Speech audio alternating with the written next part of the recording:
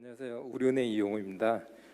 앞에서 김덕래 박사님께서 청년층에 대한 주거 지원은 상당히 이제 많이 얘기를 하셨는데 고령층에 대한 금융 지원 방안은 사실 뭐 현재 청년층만큼 그렇게 많지 않은 것 같고요.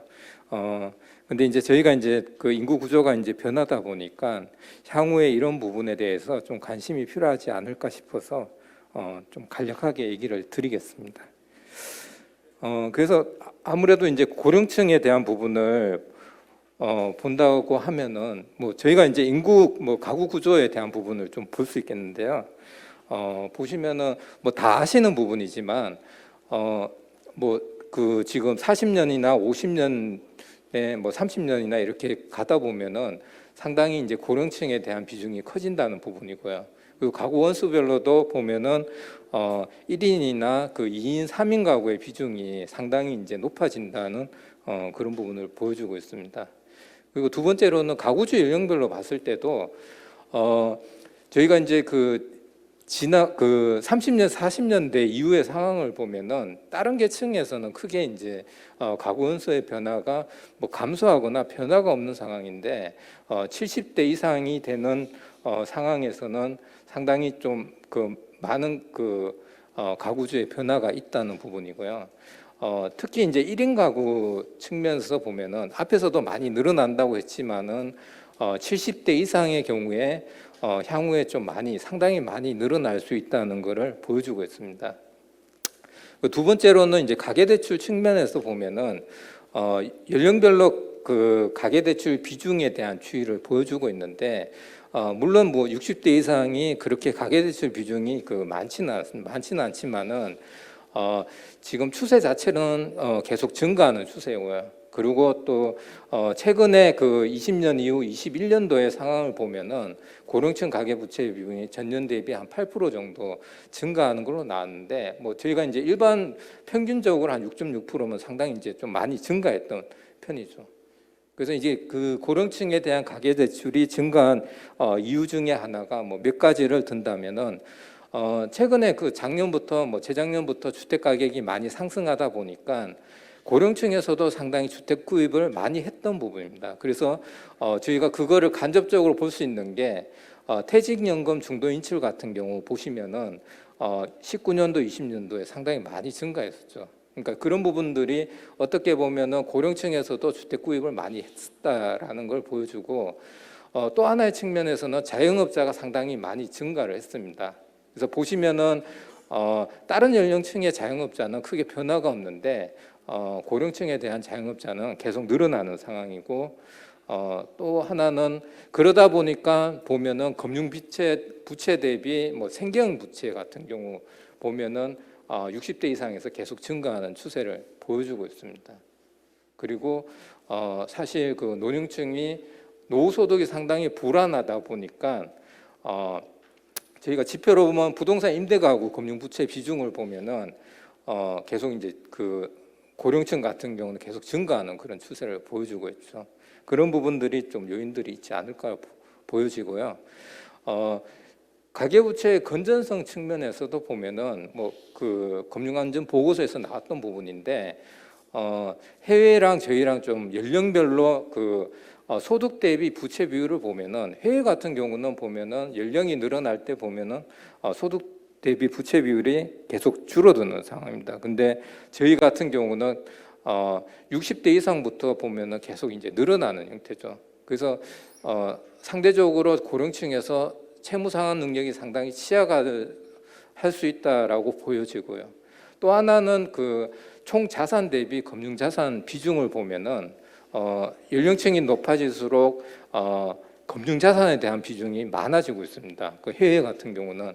근데 저희 국내 같은 경우는 실물 자산에 대한 비중이 고령층에 되면 상당히 크죠. 그러니까 결국은 부동산에 대한 그 자산을 상대적으로 많이 가지고 있다고 보여주고 있습니다. 그래서 뭐 최근같이 뭐 주택 경기가 하락하는 경우에 보면은 고령층에서도 상당히 좀 타격이 있지 않을까 하는 부분이 예상되는 부분이고요. 두 번째로는 그 현재 이제 그 고령층에 대한 그 주거 금융 지원 현황인데 뭐 주거주택 실태 현황 자료를 보고 좀 얘기를 드리면은 앞에서 김동인 실장님께서 뭐 그 활용했던 자료하고 거의 유사합니다. 그래서 보시면은 저희가 연령별로 봤을 때 고령층에서는 자가 점유율이나 보유율이 상당히 높다라는 부분이고요. 그러다 보니까 저희가 이제 금융적인 측면에서는 뭐 구입에 대한 금융 지원은 정책적으로 많이 없는 상황이죠. 그래서 오히려 뭐 임차나 주거 서비스에 대한 금융 지원이 많이 필요하다고 보여지는 부분이고요. 평균 이제 거주 기간 같은 경우 보면은 노인 가구가 확실히 이제 길게 되어 있고요. 그리고 무주택 기간 같은 경우도 상당히 길게 되어 있습니다. 그래서 다른 연령층에 비해서 주거 이동성도 상당히 낮고 어떻게 보면은 상당히 그 노후화된 주택에 상당히 장기간 오래 거주할 가능성이 많다라고 좀 유추를 해볼 수 있겠습니다.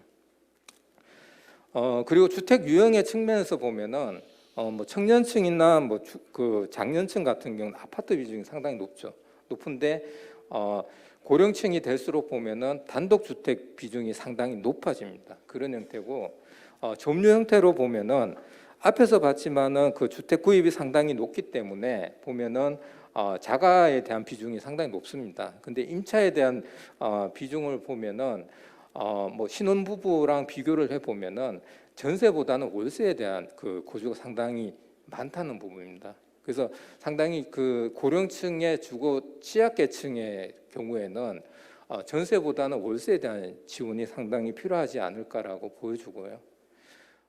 또 요거는 뭐 지금 그 연령별로 봤을 때 그 대출 뭐 비중을 보여주고 있는데 당연히 뭐 그 자가 비중이 높고 보면은 자산 축적이 많이 되어 있기 때문에 연령이 높을수록 보면은 금융기관의 대출에 대한 의존도는 낮아지고 있고요. 그리고 대출에 대한 상환 부담도 연령이 늘어날수록 부담이 적어지는 그런 형태를 보여주고 있습니다. 그리고 하나는 이제 또 하나는 그 뭐 저희가 가계금융 그 마이크로 데이터로 이제 LTV나 DSR을 한번 그 산정을 해봤던 부분인데요. 이게 뭐 정확한 자료는 아니지만은 수도권이나 지방에서 봤을 때 연령별로 봤을 때 당연히 연령이 높을수록 LTV는 낮아지는 그런 형태를 보여주고 있습니다. 그리고 수도권 같은 경우도 DSR을 보면은 연령이 높을수록 DSR이 좀 낮아지는 형태인데 지방 같은 경우는 60대 이상이 상당히 그 다른 연령보다 DSR이 상당히 높습니다. 그래서 이게 뭐 예전 자료이긴 하지만은 저희가 DSR 40% 지금 규제가 되고 있는데 그런 측면에서 봤을 때 뭐 지방의 고령층 같은 경우는 좀 대출 제약도 있지 않을까라고 생각이 드는 부분입니다. 그래서 저희가 그 주거금융 지원 현황에 대해서 보면은 대출 뭐 정책성 모기지를 한번 보면은 앞에서도 이제 얘기 뭐 발표하셨던 부분인데 주택 토시 기금 같은 경우에 저희가 구입 자금과 전세 자금을 대출을 해주고 있습니다. 그래서 뭐 일반적으로 구입 자금은 디딤돌 대출, 뭐 전세 자금은 버팀목 대출 형태로 대출을 해주고 있는데 구입 자금 같은 경우 신혼부부 같은 경우 좀 특화된 대출이 좀 있죠. 그래서 뭐 신혼부부 전용 대출도 있고 신혼희망타운 전용 대출도 있는 그런 형태고 전세자금 대출도 청년층이나 신혼부부에 대해서 특화된 대출이 있습니다. 근데 고령층 같은 경우는 그 뭐 특화된 그런 대출은 없고요. 보면은 뭐 일정 연령을 이제 넘어서는 경우 고령자에 대해서 0.2% 포인트만큼 그 금리 우대해주는 뭐 그런 것들밖에 없는 그런 상황입니다. 그리고 그 주택금융공사에서도 뭐 보금자리론이나 적격대출 뭐 이런 부분들을 많이 그 대출 지원을 해주고 있는데 최근에 뭐 40년의 대출을 해주고 있죠. 그래서 청년이나 신혼가구에 대해서 해주고 있는데 뭐 그런 고령층에 대한 금융 지원은 없고요. 그리고 또 지자체랑 보면은 주택금융공사하고 협약을 해서 신혼부부나 그 청년에 대해서 이자 지원을 해주는 사업이 있습니다. 그래서 그 지자체를 보여주고 있는데 계속 이제 늘어나는 형태인데 청년이나 신혼부부에 대한 지원은 상당히 많아지는데 저희가 지금 뭐 고령층에 대한 그 정책성 모기지에서 지원을 해주는 부분은 뭐 크지 않다고 좀 보여주고 있습니다. 이거는 지금 연령별로 지금 주택금융공사에서 보금자리론이나 디딤돌 대출에서 그 대출 실적을 보여주는 부분입니다. 물론 이제 그 고령층 같은 경우는 대출 실적이 많이 낮지만은 그래도 계속 좀 최근에 많이 증가하는 형태고요. 저희가 디딤돌이나 버팀목 같은 경우도 디딤돌 비중 같은 경우도 보면은 60대 이상에서 조금씩 이제 대출이 좀 늘어나는 그런 형태를 보여주고 있습니다. 예, 그런 형태고요.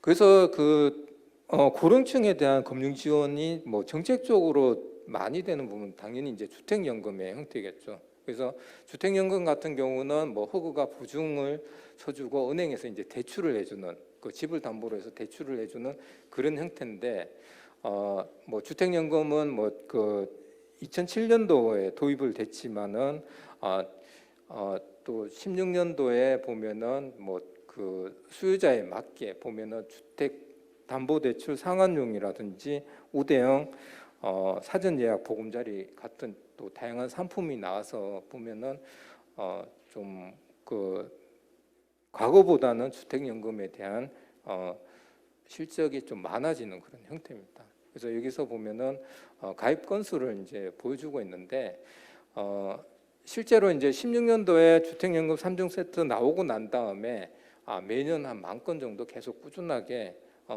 수요가 있는 상황이고요. 그리고 가입 비중 같은 경우도 70대 이상 비중이 전체 가입자의 한 3분의 2 정도 비중을 차지하고 있는 것으로 보여집니다. 그리고 지역별로 지금 그 주택연금의 보증 형태별로 보면은 수도권이 한 80% 정도 되는 상황이거든요. 그래서 상당히 좀 수도권에 치중된 그런 형태로 이제 나가고 있고요. 상품이. 그리고 지급 방식별로는 뭐 종신형이 그 60% 대부분을 차지하고 있습니다. 그래서 사망 시점까지 계속 이제 주택연금이 지급되는 그런 방식인 거죠. 되고 있고요. 또 하나는 뭐 서울시청에서 아마 그 하는 사업인데 내가 주택연금을 받고 있는데 뭐 지금 그 가입자가 요양원이나 병원에 입원했을 경우에 집이 빈집이 되는 경우 신혼부부나 청년에게 임대를 해주는 그런 사업들이 있습니다. 그래서 어떻게 보면 유동화하는 하나의 형태가 되는 그런 사업도 있고요. 뭐 여러 가지 이제 고령층에 대한 사업들이 있는 걸 보여주고 있습니다. 그래서 세 번째로 뭐 주택금융에 대한 지원 방안이라고 했는데 그냥 좀 뭐 세부적으로 뭐 살펴본 건 아니고요. 그냥 개인적으로 생각했을 때 보면은 지금 고령층에 대해서 뭐 그 저희가 아무래도 노후화된 주택이 많다 보니까 리모델링 자금에 대한 지원이 필요하다고 좀 생각이 들었습니다. 그래서 여기 표에 나오는 거는 20년도에 발표된 주거복지 로드맵에 대한 부분인데 저희가 이제 공공임대가 이제 공급이 되고 있는데 보면은 고령층이 보면은 18년도부터 22년까지 한 5만 호 정도 공공임대가 공급될 계획을 가지고 있습니다. 근데 실제로 보면은 그렇게 많은 편은 아니죠. 많은 편도 아니고 보면은 이런 그 민간에서 보면은 이런 고령층의 실버 주택에 대한 공급이 상당히 좀 필요하지 않을까라고 보여지고 있고요. 그래서 주거복지 로드맵에서 보면은 고령 가구에 대한 지원 방안을 보면은 지금 보면은 뭐 고령자 복지주택으로 해서 한 10,000호 정도 공급이 계획이 되고 있는데 21년 기준으로 한 2,265 정도 공급이 됐습니다. 그래서 25년까지 한 10,000호 공급된다고 얘기하는데 이게 뭐 고령자 복지주택은 상층부 같은 경우에 뭐 임대주택이고 저층 같은 경우에 지금 사회복지시설이 들어가는 형태입니다. 그래서 건설비에 공공 임대주택은 한 80%는 정부 재정에서 지원해주고 이런 형태로 해주는 부분인데 그런 형태로 어, 지금 나온 정책들이 있고요. 또 하나는 이제 고령층 리모델링에 대한 부분인데 10,000호 정도 매년 이제 공급이 되는 그런 상황입니다. 그렇지만 이제 민간에서도 사실 이런 주택 리모델링에 대한 금융 지원이 필요하다고 보여지고요. 그렇다면 뭐 저희가 이제 이주비 대출이라든지 리모델링 사업비에 대해서 좀 저리로 융자할 수 있거나 거기에 대한 보증 상품 이런 부분들에 대해서 좀 고민을 해야 되지 않을까 좀 생각이 드는 부분입니다.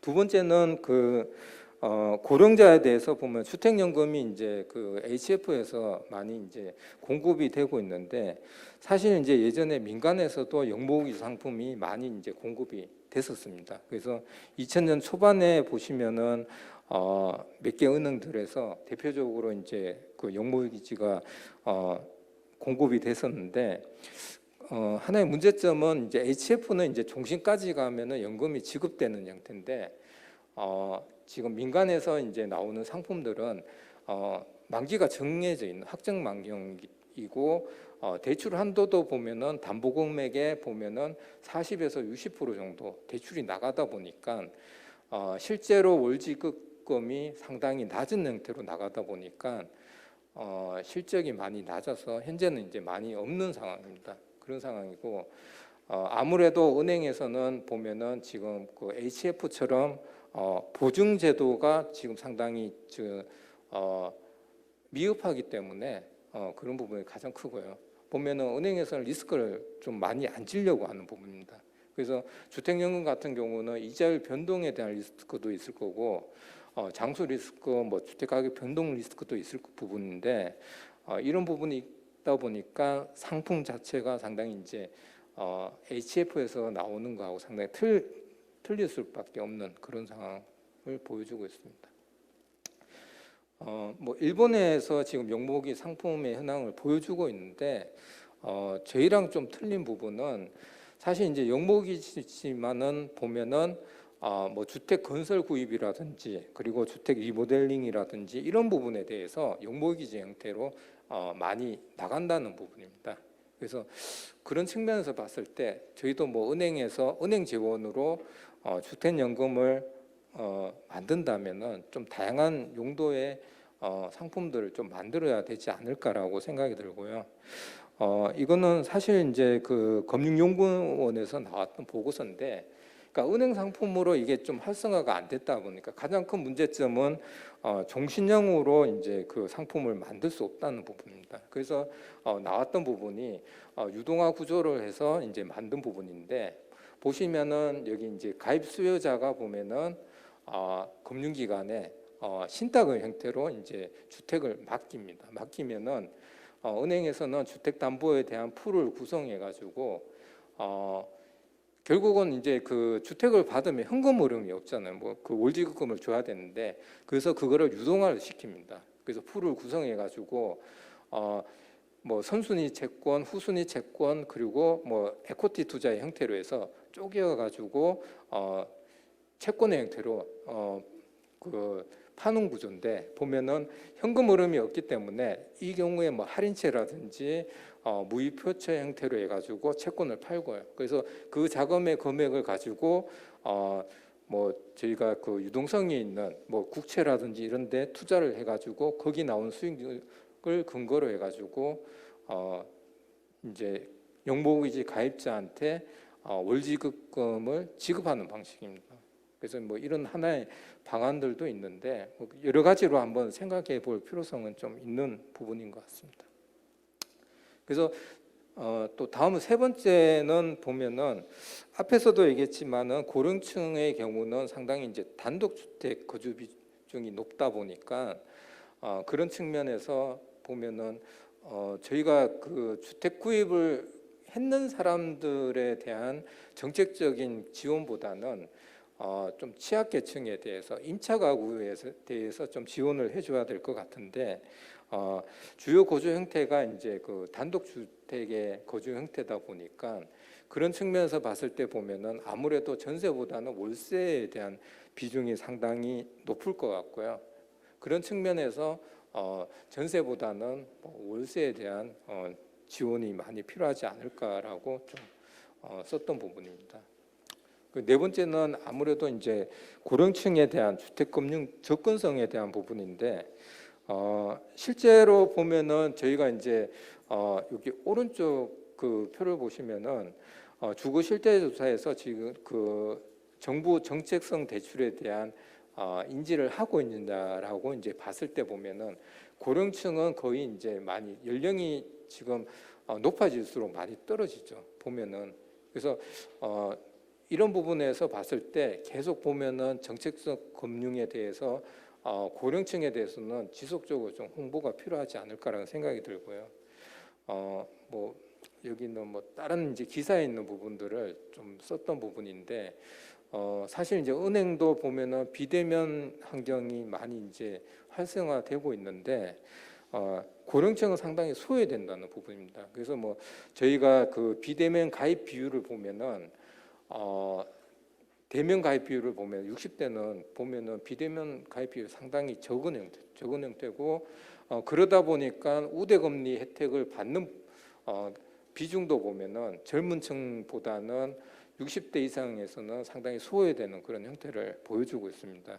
그래서 이게 뭐 저희가 이제 은행의 관점에서 과연 비대면이 좋을까라고 볼 수는 있는데 고령층의 입장에서는 아무래도 대면 금융에 대한 뭐 상담을 활성화하거나 뭐 이 금융 교육에 대한 그 오프라인 교육이나 이런 부분들에 대한 좀 필요가 있지 않을까라는 생각이 드는 부분입니다. 그래서 뭐 결론적으로 얘기 드리면은 뭐 전반적으로 봤을 때 뭐 현재 뭐 저희가 이제 고령층에 대한 주택금융이나 정책성 금융 지원이 활성화되어 있지 않지만은 저희가 인구 구조 측면에서 봤을 때 향후에 노년층에 대한 주거 금융 지원을 어떻게 할 부분은 계속 중요해질 것 같고요. 보면은 거기에 대해서 앞으로도 좀 계속 고민을 해야 되지 않을까라고 생각이 듭니다. 예, 그래서 이상으로 이렇게 발표를 좀 마치겠습니다. 감사합니다.